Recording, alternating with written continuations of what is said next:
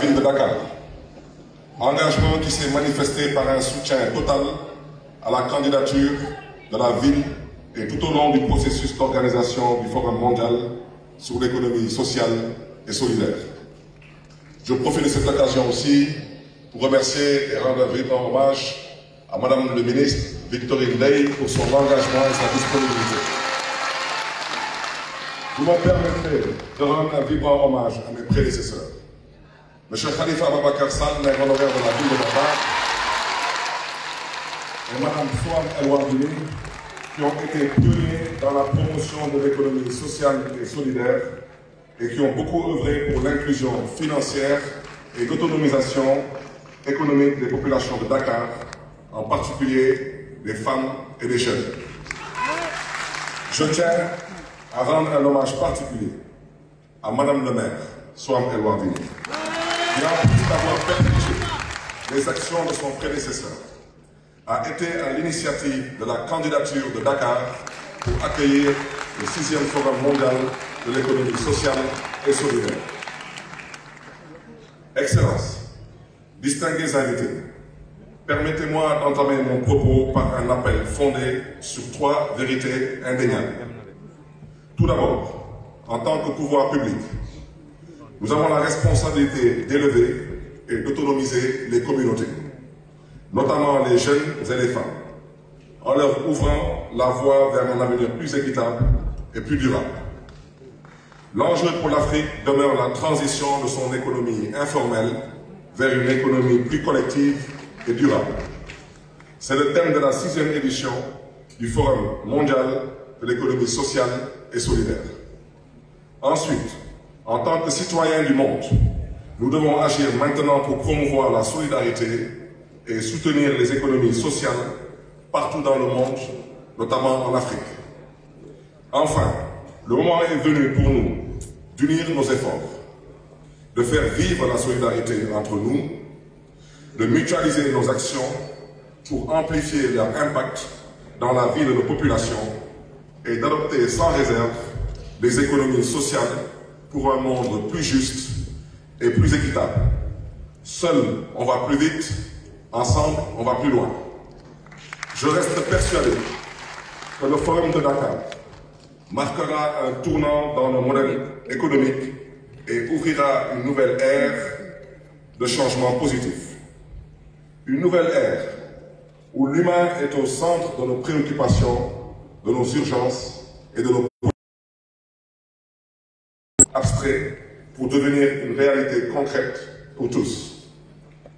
Une nouvelle ère où tous les acteurs de ce prestigieux forum sur l'économie sociale et solidaire, gouvernements nationaux et locaux, acteurs du développement, partenaires techniques et financiers, secteurs privés et publics, société civile, coopération et organisations internationales, entreprises sociales, coopératives, mutuelles, fondations, etc.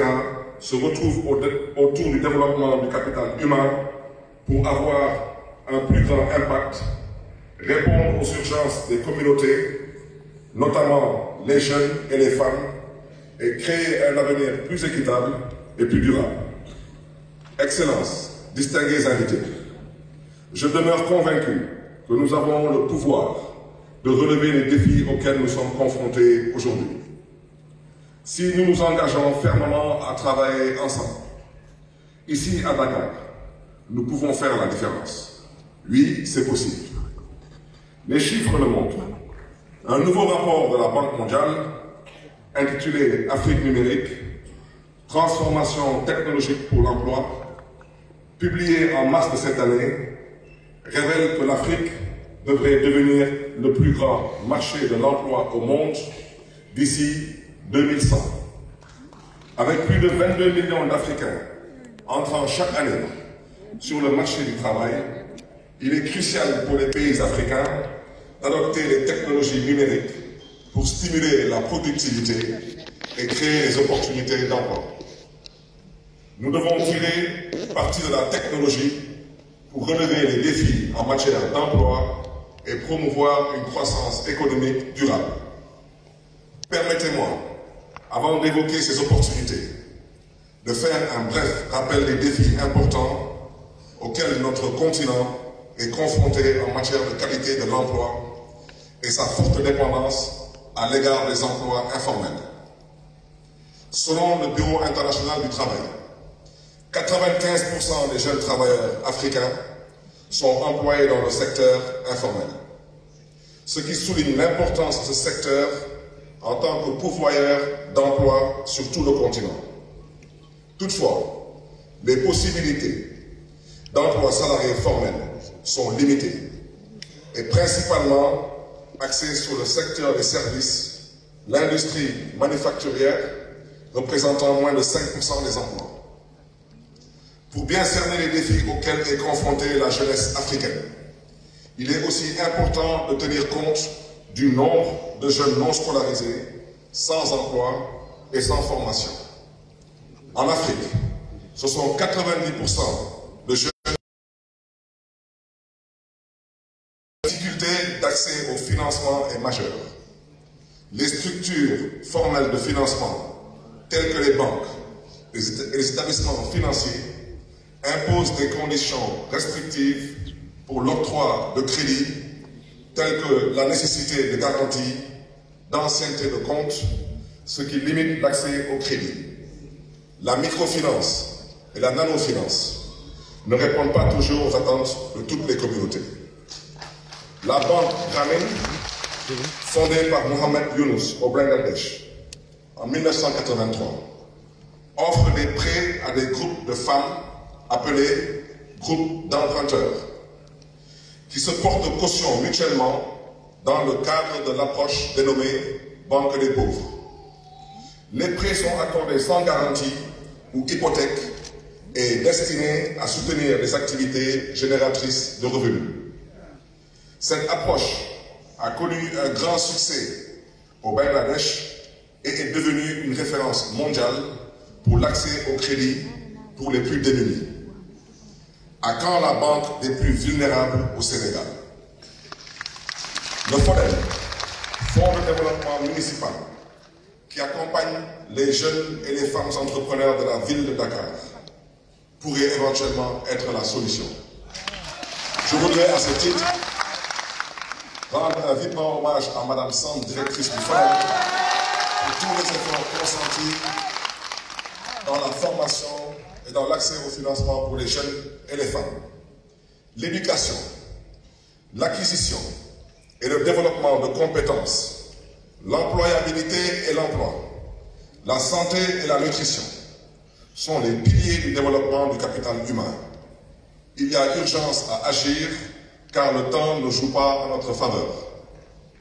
Excellences, Monsieur le Président de la République, distingués invités, j'aimerais prendre un moment pour m'adresser directement aux jeunes, membres de notre public et au-delà de cette salle. Jeunes d'ici, jeunes d'ailleurs, jeunes du monde, nous jeunes Africains sommes les gardiens de la croissance économique durable de l'Afrique.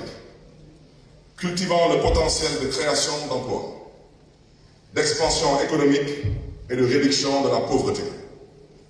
Sans notre participation, la vision d'une Afrique forte et prospère pourrait rester une réalité lointaine. Les chiffres parlent d'eux-mêmes. En Afrique, 60% de la population africaine est âgée de moins de 25 ans. 70% de sa population âgée de moins de 35 ans. 80% des emplois sont dans le secteur informel. Et l'indice de développement humain s'élève à 0,5 sur 1. Notre développement économique pourrait être doublé si notre indice de développement humain était à son maximum. Chers jeunes, l'Afrique qui se dessine sous vos yeux se construira avec nos mains. Il ne s'agit pas seulement d'adresser des solutions pour les 10% de jeunes qui atteignent l'enseignement tertiaire, y compris les formations techniques et professionnelles. L'urgence est encore plus importante pour les 90% de jeunes qui décrochent au primaire, au secondaire et qui n'atteignent malheureusement pas le tertiaire. La priorité est de permettre à ces 90% de jeunes d'acquérir des compétences indispensables à leur transition vers un emploi décent et être compétitif au niveau national et mondial. Soutenu des pouvoirs publics et appelle des actions urgentes. Avec l'engagement collectif de chacun d'entre nous, nous avons le pouvoir de transformer cette problématique en une opportunité extraordinaire. Le Forum de l'économie sociale et solidaire de Dakar peut constituer un levier puissant pour promouvoir un développement économique local à la fois inclusif et durable. Au-delà d'une simple option économique, l'économie sociale et solidaire doit devenir le mouvement qui englobe à la fois des dimensions sociales et politiques dans le but d'autonomiser les communautés locales et de faire progresser la justice sociale. Comme l'a si bien dit Gandhi, l'exemple n'est pas le meilleur moyen de convaincre, mais le seul. Permettez-moi de partager avec vous des exemples. Des exemples, particulièrement celui d'une jeune fille, Mariama, entrepreneuse guinéenne de 24 ans, qui a créé une plateforme en ligne et une application mobile qui permettent aux clients d'acheter et de réparer des appareils électroménagers en entrant directement en contact avec des techniciens. Mariama a été sélectionnée parmi les 100 gagnants du très convoité concours de plans d'affaires organisé par le projet Boosting Skills for Youth Employability, financé par la Banque mondiale à hauteur de 20 millions de dollars. Ce projet vise à améliorer les possibilités d'emploi et l'emploi d'autres Mariama au Sénégal, au Kenya, en la formation de jeunes Africains pour se préparer à saisir ces opportunités qu'offre le marché global. Plus de 10 millions de postes à pourvoir dans la santé à travers le monde. Ce chiffre constitue une autre opportunité à saisir et à considérer. La priorité des priorités pour l'Afrique reste l'agrobusiness, non seulement pour relever le défi de la souveraineté alimentaire, mais aussi parce qu'il est un important pourvoyeur d'emplois. Mais la question demeure l'attractivité de l'agriculture pour les jeunes. L'urgence est de soutenir ce pilier de l'économie pour les jeunes et les femmes et de leur permettre d'en vivre. Ces quelques exemples nous conduisent à affirmer que nous devrions repenser la coopération avec nos partenaires, comprendre les besoins de nos partenaires, leur exprimer les nôtres et faire vivre la solidarité entre pays pourrait avoir un effet de transformation considérable pour nos communautés respectives. Mais au préalable, il faut, et c'est à mon sens une urgence cruciale, la confiance, cela n'est plus une option, mais une réalité. Mon ambition en qualité de maire de la ville de Dakar est qu'au sortir de ce forum, nous nous engageons tous autour de mesures urgentes et concertées. Je plaide pour le lancement de la plateforme DK 20, 23, 30. Une plateforme conçue pour créer 20 millions d'opportunités de formation, d'éducation, d'employabilité, d'accès au financement pour les jeunes et les femmes. Un engagement pris le 1er mai 2023, jour de la fête du travail, lors de l'ouverture du Préforum Jeune et dont l'échéance coïncide avec la réalisation des objectifs du développement durable en 2030. Cette plateforme DK 20, 23, 30, nous y croyons, c'est possible, parce qu'en partenariat avec le secteur bancaire, en partenariat avec le patronat, particulièrement avec la responsabilité sociétale des entreprises, avec les fondations, avec les ONG, avec la philanthropie et bien sûr avec les gouvernements centraux et locaux, nous devrions être en mesure de pouvoir offrir des stages, des séances de formation, mettre à disposition des jeunes et des femmes des prêts, et j'en passe. Et cela est possible. Excellences, Monsieur le Président de la République, distingués invités, je vous invite à faire de cette plateforme un levier d'accélération de la transformation de nos économies et de la vie de nos communautés pour que Dakar 2023 soit un tournant dans la transition de nos économies informelles vers des économies inclusives, solidaires, viables, durables, rentables et éventuellement bancables. Plus qu'un forum d'idées innovatrices, Dakar 2023 devra être un forum d'action. Un forum qui crée des lieux d'espérance et porte la promesse d'un avenir meilleur pour l'humanité et pour nos communautés. Chers participants, chers amis, que Dieu vous garde et que Dieu vous bénisse. Je vous remercie de votre attention.